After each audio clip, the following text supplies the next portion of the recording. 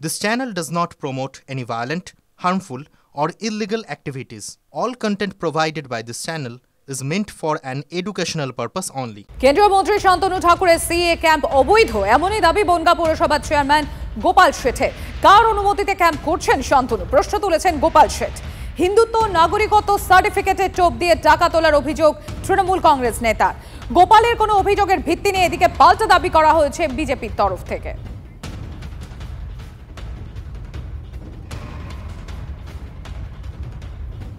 স্বাধীনতা দিবস উপলক্ষে থাকছে বিশেষ অফার আদি ঢাকেশ্বরী বস্ত্রালয়, গড়িয়াহাট ট্রায়াঙ্গুলার পার্ক। ছোটার অপেক্ষা, তৈরি হয়ে গেল ভারতের প্রথম হাইড্রোজেন চালিত ট্রেন।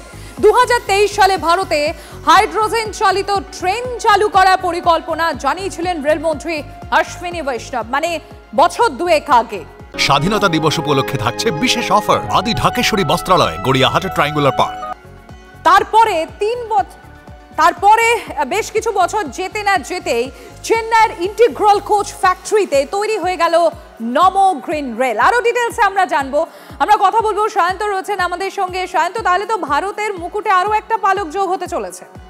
একদমই, দেখো রেলমন্ত্রী অশ্বিনী বৈষ্ণব যে ছবি গতকাল সামনে এনেছে তাতে একটা বিষয় পরিষ্কার, বিশ্বে পঞ্চম দেশ হিসাবে ভারত এই হাইড্রোজেন ট্রেন চালাবে, যা কিন্তু অত্যন্ত গুরুত্বপূর্ণ বর্তমান সময়, যেখানে প্রাকৃতিক শক্তিকে ব্যবহার কম এবং অন্যান্য শক্তিকে ব্যবহারের কথা বলা হচ্ছে, সেখানে হাইড্রোজেন ট্রেন চালানো এটা যুগান্তকারী সিদ্ধান্ত।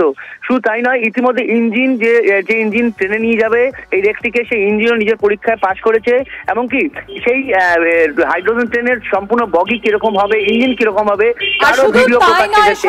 তার পাশাপাশি আরো একটা বিষয়, এটা সম্পূর্ণ দেশীয় প্রযুক্তিতে তৈরি হয়েছে।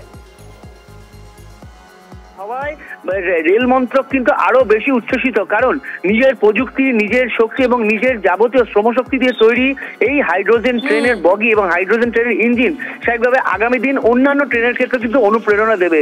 এবং এই জায়গায় দাঁড়িয়ে যে 80 কোটি টাকা ব্যয় তৈরি হয়েছে এই ট্রেনটি, এবং তারপর যে সিট ক্যাপাসিটি, সবকিছু মিলিয়ে কিন্তু এক নতুন দিগন্ত সূচনা করবে বলে রেল মন্ত্রকের তরফে জানানো হয়েছে। এবং আগামী কয়েক মাসের মধ্যেই এটি ট্র্যাকে নামতে চলেছে বলে এবং হরিয়ানা থেকেই প্রথম চলবে, সেই তথ্য আমাদের কাছে উঠে আসছে। অনেক ধন্যবাদ শান্ত আমাদের সঙ্গে কথা বলার জন্য।